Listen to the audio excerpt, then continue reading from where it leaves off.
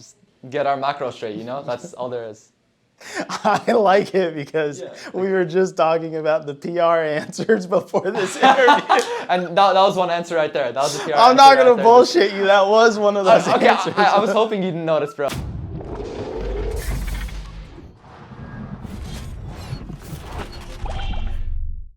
This is Azento from Esports Heaven, and I have here with me Sniper after an unfortunate loss to Cloud9.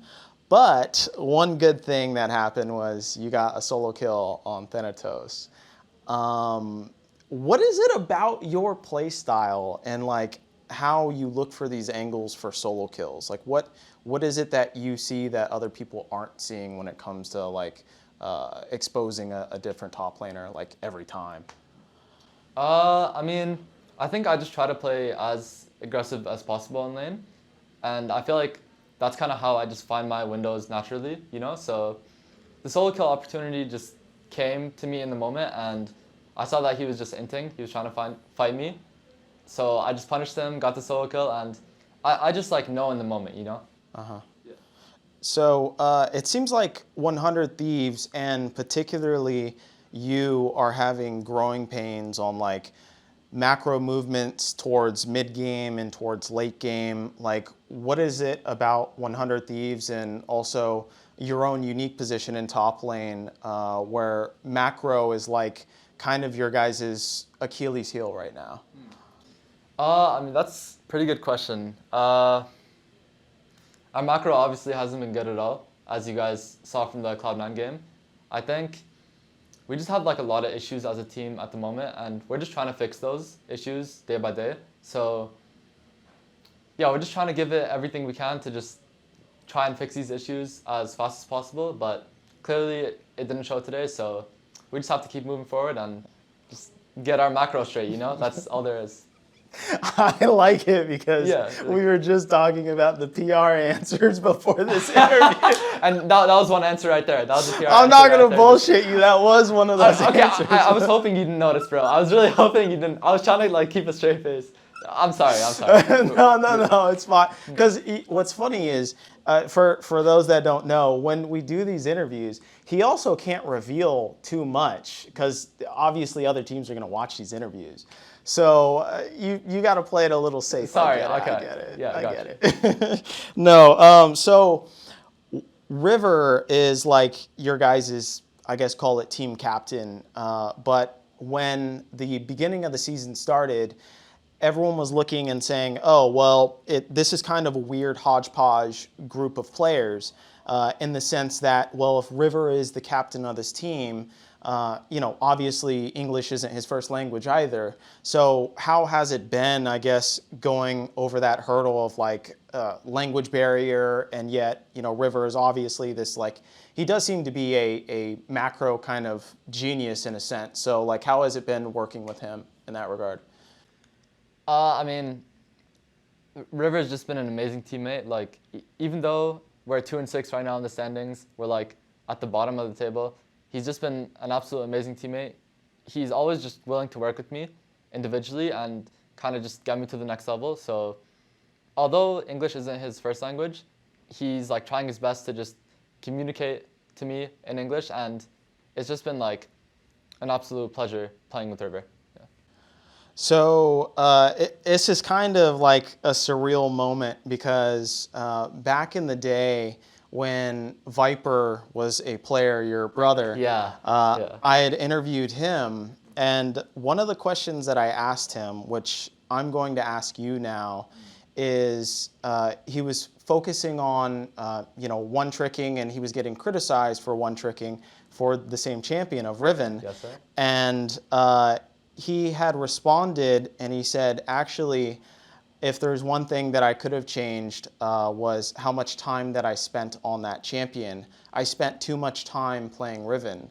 So I'm going to ask the same thing to you, which is, do you feel like you spent too much time on Riven? Or do you think even your, I guess, past of being a one-trick, call it, on Riven, do you think that has any detriment towards your playstyle now?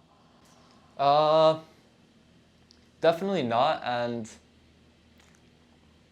I mean, Yeah, I don't regret whatsoever that like how much time I put in just like playing Riven as a champion, because it got me to like where I am today. You know, like it got me rank 1, and because of Riven, I got rank 1. You know, which meant like I started playing pro because of that.